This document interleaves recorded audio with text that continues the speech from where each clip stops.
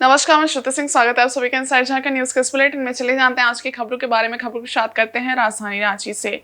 Jharkhand high court में collegium सदस्य न्यायमूर्तिगण की नियुक्ति को लेकर एडवोकेट्स एसोसिएशन का विरोध सोमवार को भी जारी रहा। उच्च न्यायालय के कोर्ट कक्ष में सरकारी अधिवक्ताओं ने महाधिवक्ता के निर्देश पर अपनी उपस्थिति दर्ज कराई।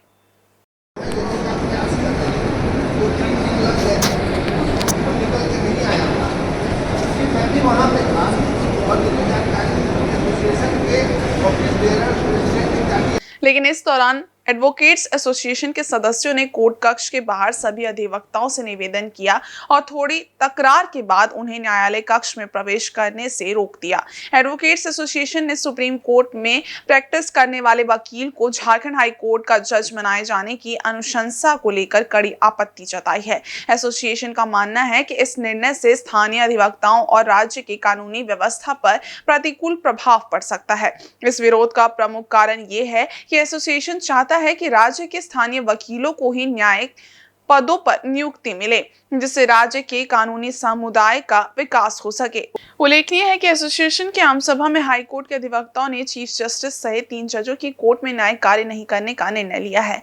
इसी के तहत सोमवार को भी ये विरोध जारी रहा, जिससे कोर्ट के कामकाज पर असर पड़ा।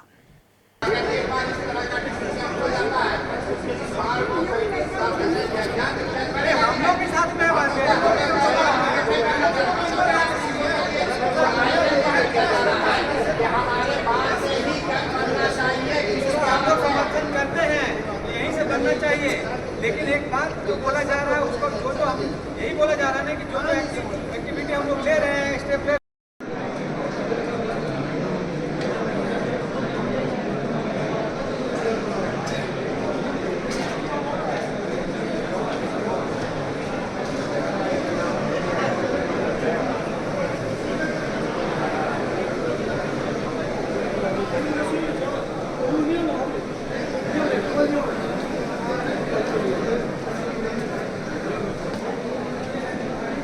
मत जाओगे।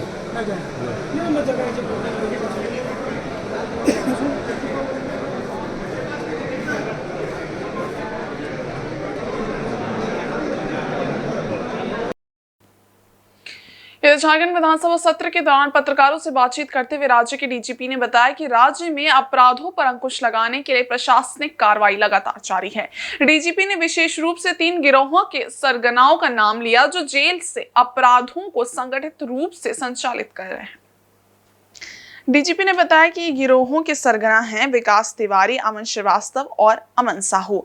इन गिरोहों के खिलाफ झारखंड के विभिन्न जेलों में छापेमारी की जा रही है और सिमडेगा तथा हजारीबाग जेलों में भी कार्रवाई की जा चुकी है। डीजीपी ने ये भरोसा जताया कि आने वाले दिनों में इस मामले में बड़े खुलासे होंगे और अपराधी पुलिस की गिरफ्त में होंगे। के सारे जितने क्राइम हो रहे हैं झारखंड में सारे के सारे एक मैक्सिमम जेल के अंदर से प्लान किए जा रहे हैं, ऑर्गेनाइज किए जा रहे हैं। हम लोग काफ़ी प्रयास कर रहे हैं जेल में की गतिविधियों को रोके। कुछ लोगों को हमने जेल ट्रांसफ़र भी करवाई है। हम लोग और प्रयास कर रहे हैं। जेल में छापामारी भी हुई है, कल सिमडेगा जेल में छापामारी हुई है, आज हजारीबाग जेल में छापामारी हुई है। मैं उम्मीद करता हूं कि अगले चंद दिनों में हम लोग इस पूरे में इसका खुलासा करेंगे और सभी अपराधियों को पकड़ेंगे। साथ ही एटीएस द्वारा धारा 111 के तहत अमन साहू गिरोह के 30 अपराधियों के खिलाफ एफआईआर दर्ज की गई है और पुलिस ने दावा किया है कि इन सभी को अगले 10 दिनों में गिरफ्तार कर लिया जाएगा। डीजीपी ने यह भी बताया कि पुलिस की ये सख्त कार्रवाई और छापेमारी अभियान आगे भी जारी रहेगा, जिससे अपराधियों के खिलाफ मजबूत कदम उठाए जा सकें। हम लोगों ने मैंने अभी एसपी एटीएस को निर्देश दिया है एक बीएनएस के अंदर मैंने अभी एसपी एटीएस को निर्देश दिया है एक बीएनएस के अंदर नया धारा 111 जो कि ऑर्गेनाइज्ड क्रिमिनल्स पे वर्क करने का, जिसमें प्रोविजन और पावर पुलिस को है। उसमें कल हम लोगों ने एक अमन साहू गैंग के 30 लोगों पर एफआईआर किया है। अगले चंद दिनों में हम सभी को पकड़ेंगे, सभी को जेल भेजेंगे। और जमशेदपुर के बिस्टुपुर स्थित गोपाल मैदान में रविवार को आयोजित राष्ट्रीय माघी महोत्सव में तब डांस और कला का अद्भुत संगम देखने को मिला जब बिगेस्ट डांस चैलेंज के ग्रैंड फिनाले का भव्य समापन हुआ। इस अवसर पर बॉलीवुड और झारखंड के जनजातीय सिनेमा से जुड़े कलाकारों ने अपनी दमदार प्रस्तुतियों से दर्शकों को मंत्रमुग्ध कर दिया।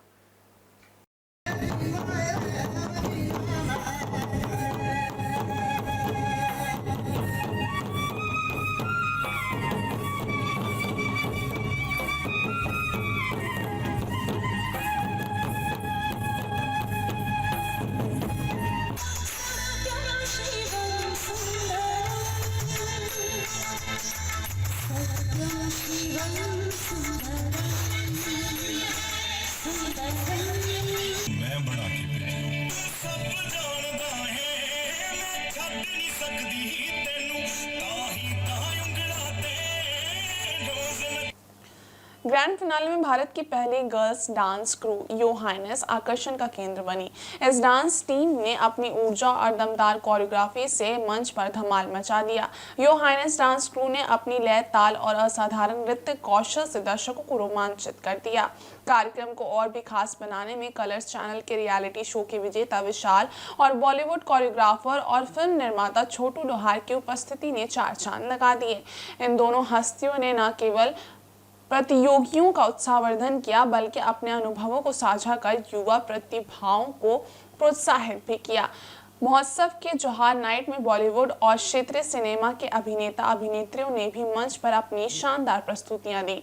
क्षेत्रीय फिल्मी सितारों में मासूम सिंह, फूलमती सिरका और अन्य ने मंच को साझा किया।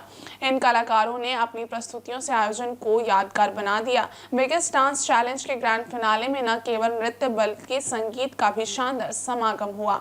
नागपुरी गीतों ने माहौल को और भी रंगीन कर दिया और तालियों की गड़गड़ाहट के साथ दर्शक झूमते रहे। रोशनी के पाँव में ये बेड़ियाँ सी क्यों आई, क्यों आई। राष्ट्रीय माघे महोत्सव का ये आज समापन है, ग्रैंड फिनाले भी है और आज का दिन काफ़ी अलग अलग तरह के नृत्य होंगे। पूरे भारतवर्ष में हम लोग जोहार नाइट ग्रैंड फिनाले को लेकर के ऑडिशन किए थे और इसमें 20 से ज़्यादा नृत्य करने वाले कलाकार को हम लोग सिलेक्ट किए और आज उनका ग्रैंड फिनाले परफॉर्मेंस है। मुंबई से आज के जो मेन अट्रैक्शन है यो हाइनेस डांस क्रू, जो ब्रिटेन में अपने कला को प्रदर्शन कर चुके हैं, वैसे क्रू का भी आज मंच पर प्रदर्शनी होगा। वहीं कांग्रेस नेता राहुल गांधी के स्लीपर सेल वाले बयान के बाद राज्य की राजनीति में हलचल तेज हो गई है। राहुल गांधी के इस बयान ने प्रदेश में विभिन्न राजनीतिक दलों के बीच नए मुद्दे को हवा दे दी है।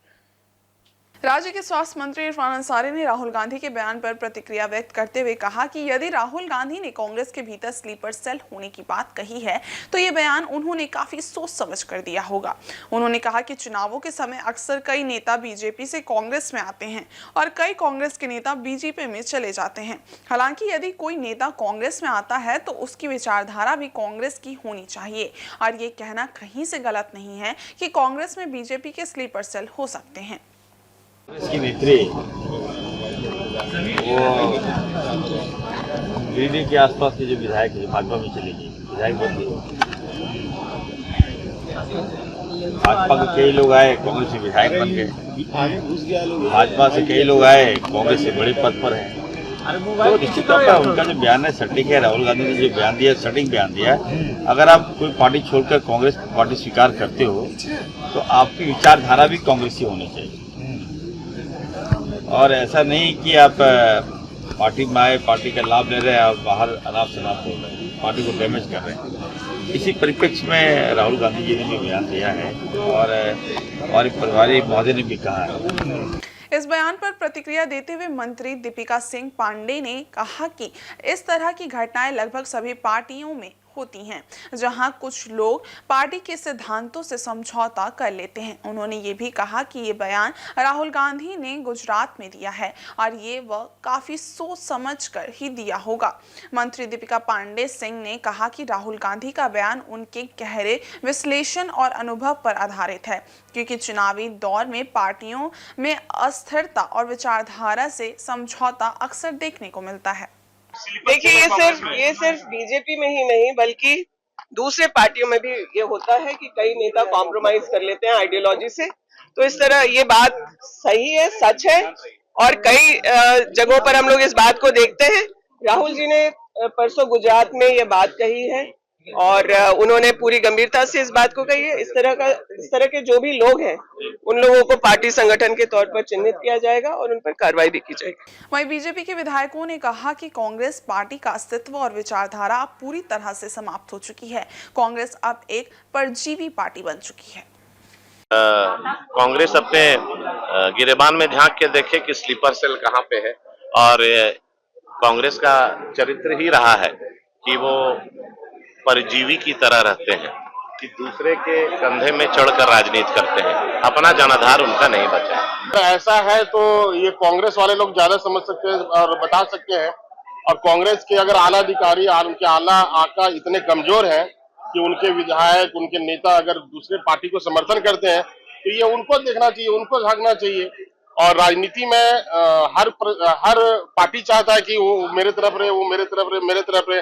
अगर उनके विधायक, उनके नेता अगर बीजेपी की तरफ है तो कहीं ना कहीं कांग्रेस के लीडर कमजोर हैं। भारतीय क्रिकेट टीम को चैंपियंस ट्रॉफी में मिली शानदार जीत के बाद महेंद्र सिंह धोनी के होम टाउन रांची में क्रिकेट प्रेमियों का उत्साह चरम पर दिखा। अल्बर्ट एक्का चौक पर युवाओं ने जमकर आतिशबाजी की और रंग गुलाल उड़ाए। इस चौक पर देर रात तक लोग जश्न में डूबे रहे।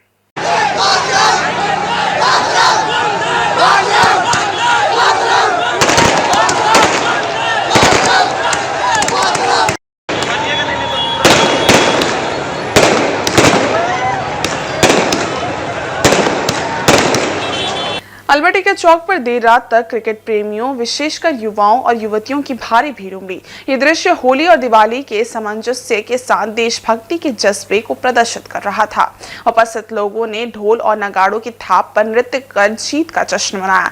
भीड़ में भारतीय तिरंगा लहराता हुआ दिखाई दिया और सभी ने मिलकर इस ऐतिहासिक जीत का जश्न मनाया। मध्य रात्रि तक शहर के क्रिकेट प्रेमी अल्बर्ट एक्का चौक पर एकत्रित होकर इस उपलब्धि की खुशी साझा करते रहे। ये आयोजन रांची वासियों की एकजुटता और खेल प्रेम को प्रदर्शित करता है, जो अपनी टीम की सफलता में गर्व महसूस करते हैं। बता दें कि टीम इंडिया ने दुबई में इतिहास रचते हुए 12 साल बाद आईसीसी चैंपियंस ट्रॉफी पर कब्जा जमाया। रोहित शर्मा की कप्तानी में भारत ने प्रतिष्ठित खिताब जीता, जबकि रोहित और विराट कोहली के करियर का ये चौथा आईसीसी टाइटल बना। भारत ने लगातार दूसरा आईसीसी टूर्नामेंट अपने नाम किया है।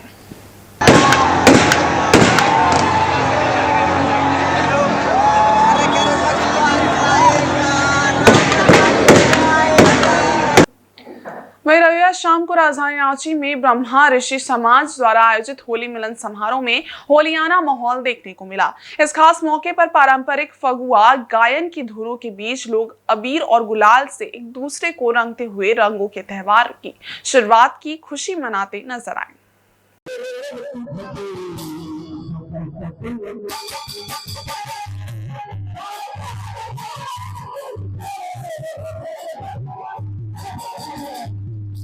समारोह में उपस्थित श्रोताओं ने पूरी तरह से होली के उल्लास में डूबते हुए पारंपरिक फगुआ गायन का आनंद लिया। फगुआ के साथ साथ लोग आपस में अबीर गुलाल लगाकर एक दूसरे को होली की शुभकामनाएं देते रहे। यह आयोजन न केवल पारंपरिक संस्कृति को जीवित रखने का एक माध्यम बना, बल्कि समाज में एकता और भाईचारे का संदेश भी दिया। समारोह के दौरान सभी ने एकजुट होकर रंगों के इस त्योहार को भरपूर आनंद लिया और इस आयोजन ने रांची के सांस्कृतिक माहौल को और भी रंगीन बना दिया।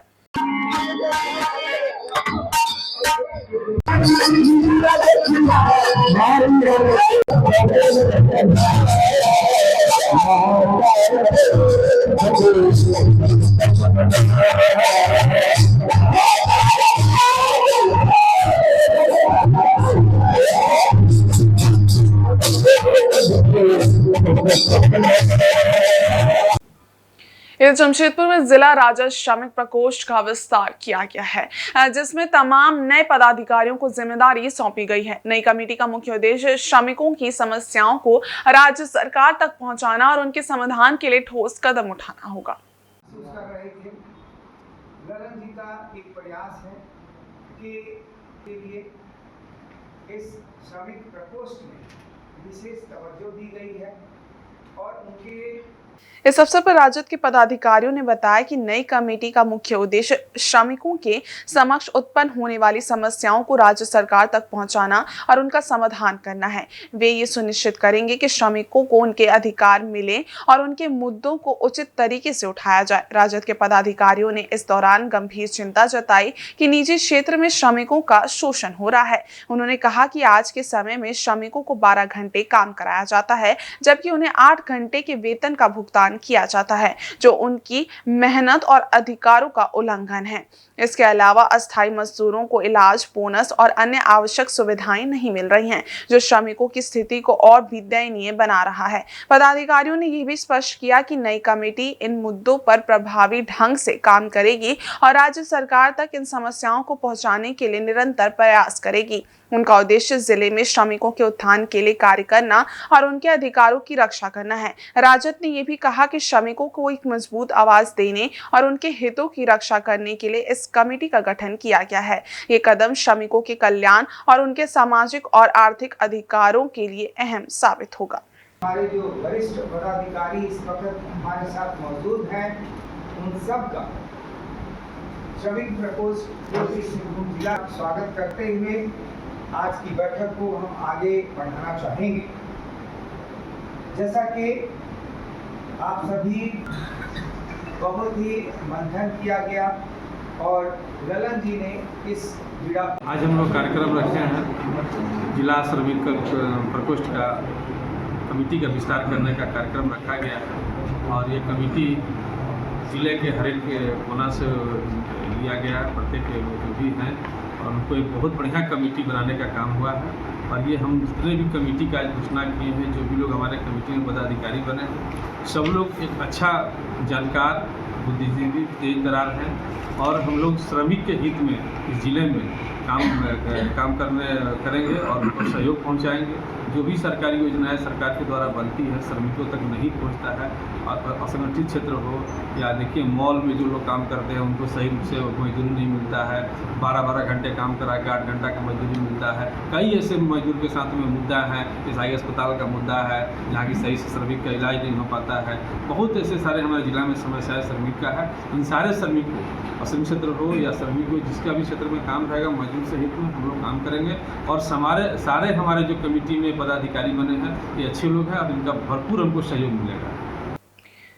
वहीं पूर्वी सिंहभूम जिले के पोटका स्थित रोलाडी में श्री श्री चैतन्य महाप्रभु हरिनाम संकीर्तन समिति द्वारा 24 प्रहर हरिनाम संकीर्तन का आयोजन किया गया। सोमवार को अनुष्ठान का शुभारंभ कलश यात्रा के साथ हुआ, जिसमें शामिल महिलाएं गांव के बाहर से तालाब से जल भरकर कीर्तन स्थल तक लेकर पहुंची।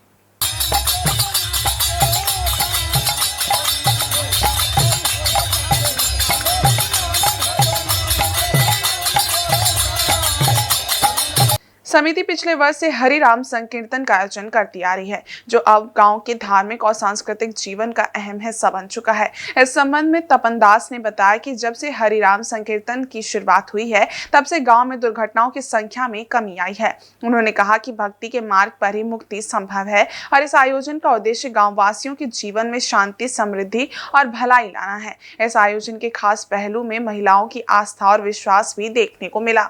महिलाएं दिन भर उपवास रखकर कलश लेकर कीर्तन स्थल तक पहुंची। उनकी भक्ति और समर्पण से वातावरण भक्ति भावना से ओतप्रोत था। महिलाएं नृत्य करती हुई बहुत उत्साहित नजर आ रही थी, जो इस धार्मिक आयोजन की खास पहचान बन गई।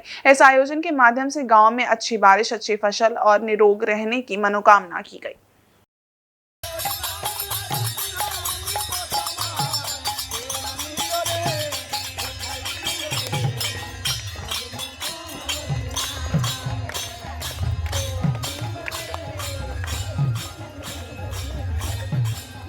कीर्तन चालू किए हैं राधा कृष्ण का और आगे साल पूरा हुआ। आज दूसरा साल हो रहा 2025 में। इसको आज कलश यात्रा था।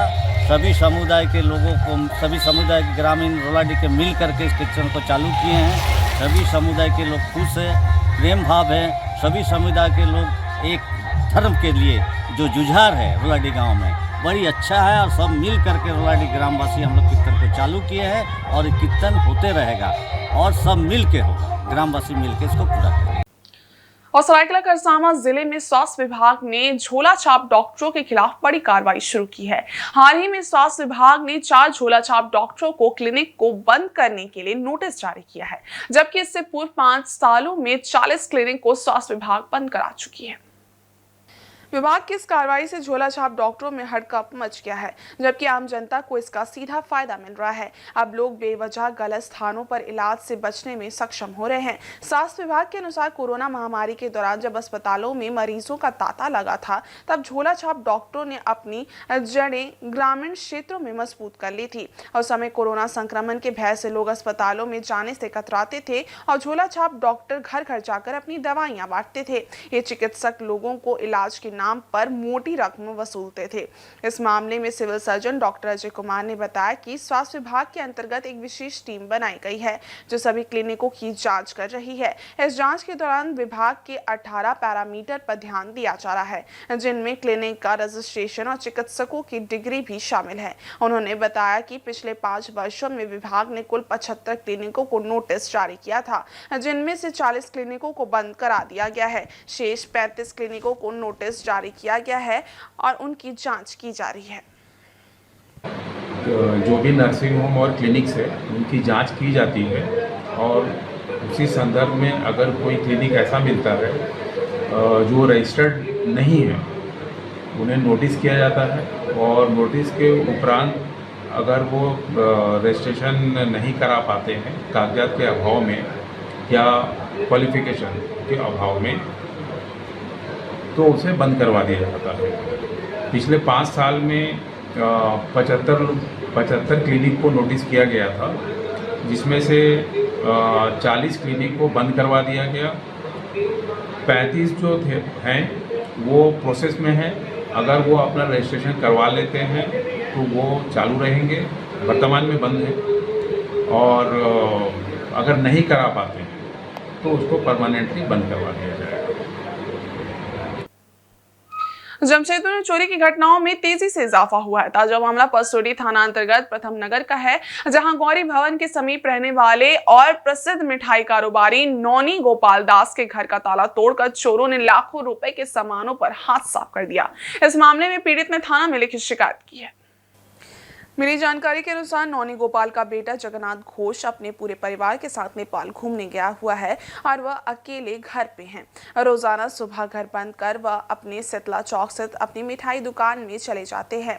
रविवार को भी वह दिन भर अपनी दुकान में ही थे। रात के लगभग 10 बजे दुकान बंद कर वह जैसे ही घर पहुंचे तो उनसे घर का ताला नहीं खुला। परेशान होकर वह पड़ोस में रहने वाले एक रिश्तेदार के घर सोने चले गए।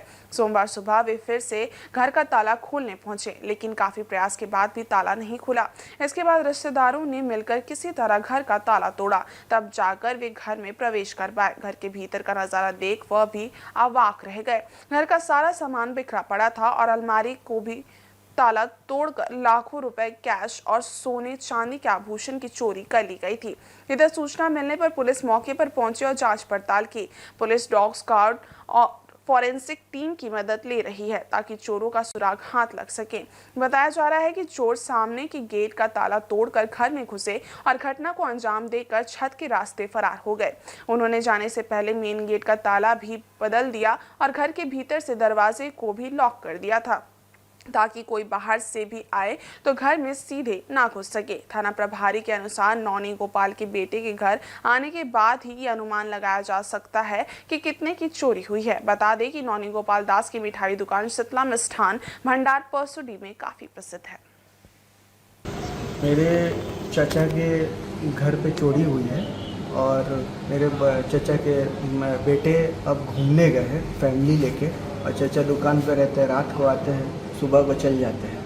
नगर शीतला चौक के पास नौनी घोष के घर पे चोरी की सूचना प्राप्त हुई, जिसके आलोक में पुलिस पदाधिकारी के साथ में भी यहाँ आया और देखा कि घर का अलमीरा वगैरह तोड़ करके कुछ गहना वगैरह भी निकाला गया है, जिसका डब्बा वगैरह यहाँ छिटा हुआ है।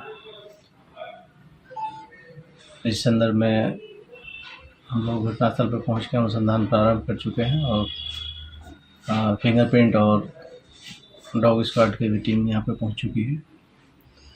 बाकी जो भी साक्ष्य यहाँ से एकत्र किया जा सकता है कर रहे हैं।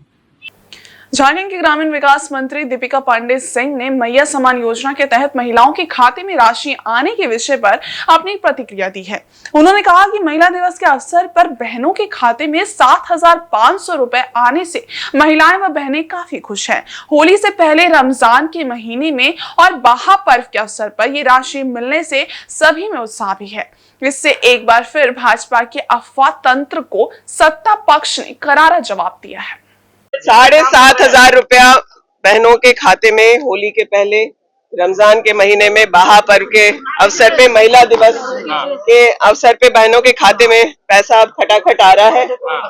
हम लोगों के पास भी खटाखट स्क्रीनशॉट आ रहा है और बहनों में काफी खुशी है। भाजपा का फिर से एक बार अफवाह फैलाने का तंत्र जो है उसको हम लोगों ने जवाब दिया। जमशेदपुर के कदमा थाना की पुलिस ने एक बड़ी कार्रवाई करते हुए 3 अपराधियों को गिरफ्तार किया है। इनके पास से अवैध हथियार बरामद हुए हैं। पुलिस ने गुप्त सूचना के आधार पर शास्त्री नगर ब्लॉक नंबर 2 के हरदेव बाड़ी मैदान के पास से इन्हें पकड़ा। पुलिस को सूचना मिली थी कि गोरा गैंग के सदस्य किसी बड़ी घटना को अंजाम देने के लिए इकट्ठा हुए हैं। सूचना मिलने के बाद पुलिस ने तत्काल कार्रवाई की और एसएसपी के निर्देश पर सिटी एसपी के नेतृत्व में एक टीम गठित की।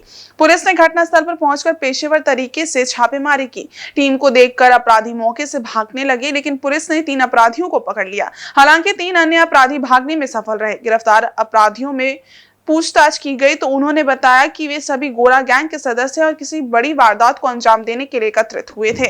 गिरफ्तार अभियुक्तों में कदमा शास्त्री नगर का मोहम्मद इरफान निवासी व अफसर खान और बिष्टुपुर के धतकेडी रजक कॉलोनी का सैफ अली खान शामिल है। पुलिस ने तीनों को पूछताछ के बाद न्यायिक हिरासत में भेज दिया है। पुलिस इस मामले में आगे की जांच कर रही है। इनके पास से एक देसी पिस्टल, 3 जिंदा गोलियां, एक लोडेड देसी कट्टा बरामद की गई है। पूरे मामले का खुलासा एसएसपी किशोर कौशल ने सोमवार को एक प्रेस वार्ता में किया।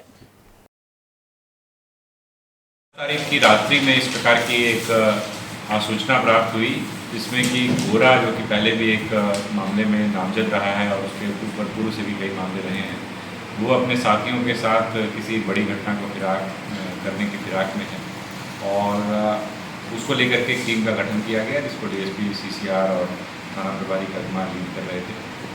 और इस दौरान जो है, जब वहाँ पर छापामारी की गई तो वहाँ पर कई अपराधकर्मी थे, जिसमें कुछ वहाँ से भाग निकले, जिसका पुलिस ने पीछा भी किया और 3 जो है वहाँ से पकड़ में आए और उन तीनों की जब तलाशी दी गई तो उनके पास से हमें एक देसी पिस्टल और एक कट्टा बरामद हुआ है। साथ ही साथ कुल मिलाकर के 4 जिंदा गोलियां बरामद हुई। इसमें अगर हम बात करें, जब इनसे पूछताछ की गई तो यह मामला सामने आया कि एक व्यक्ति की हत्या की ये लोग योजना बना रहे थे और उस घटना को कारित करने के फिराक में। तो एक प्रकार से पुलिस ने एक घटना को रोक पाने में सफलता हासिल की है। 2 हथियार बरामद हुए हैं। ये हथियार कहाँ से इनके पास आए, इस संदर्भ में पूछताछ की जा रही है और रिमांड पे लेकर के और विस्तृत पूछताछ की जाएगी। आदित्यपुर बाल विकास परियोजना और मानसी प्रोजेक्ट की ओर से ICDS कार्यालय में सोमवार को गर्भवती माताओं की गोद भराई और 6 माह के बच्चों के अन्नप्राशन संस्कार का आयोजन किया गया। इस कार्यक्रम में 100 से भी अधिक गर्भवती माताओं और बच्चों ने भाग लिया। कार्यक्रम में गमरिया बाल विकास परियोजना पदाधिकारी दुर्गेश नंदी और मानसी प्रोजेक्ट के कर्मचारी मौजूद थे। इस अवसर पर CDPO दुर्गेश नंदी ने कहा कि ये कार्यक्रम आंगनबाड़ी स्तर पर होता है, परंतु इस बार ICDS कार्यालय परिसर में भव्य तरीके से कार्यक्रम का आयोजन किया गया। उन्होंने कहा कि मानसी प्रोजेक्ट के कर्मी ICDS के साथ कदम से कदम मिलाकर महिलाओं को हर क्षेत्र में आगे बढ़ने को मदद कर रहे हैं। दुर्गेश नंदी ने कहा कि महिलाओं को आत्मनिर्भर बनाने की दिशा में लगातार प्रयास किया जा रहा है और ये कार्यक्रम इस उद्देश्य को पूरा करने का एक हिस्सा है। उन्होंने ये भी बताया कि विभाग महिलाओं को बाल विवाह और भ्रूण हत्या के प्रति जागरूक कर रहा है, ताकि वे इन मुद्दों को समझें और समाज में बदलाव लाने के लिए कदम उठाएं। इसके अलावा CDPO ने झारखंड सरकार द्वारा किशोरियों के लिए सावित्रीबाई फुले किशोरी समृद्धि योजना की शुरुआत का भी उल्लेख किया। इस योजना के तहत 8वीं, 9वीं, 10वीं, 11वीं और 12वीं में पढ़ाई कर रही किशोरियों को सहायता राशि दी जाती है। इसके साथ ही 18 से 19 वर्ष के किशोरियों को जो वोटर ID बनवा चुकी हैं, उन्हें भी झारखंड सरकार द्वारा मुफ्त में राशि दी जा रही है।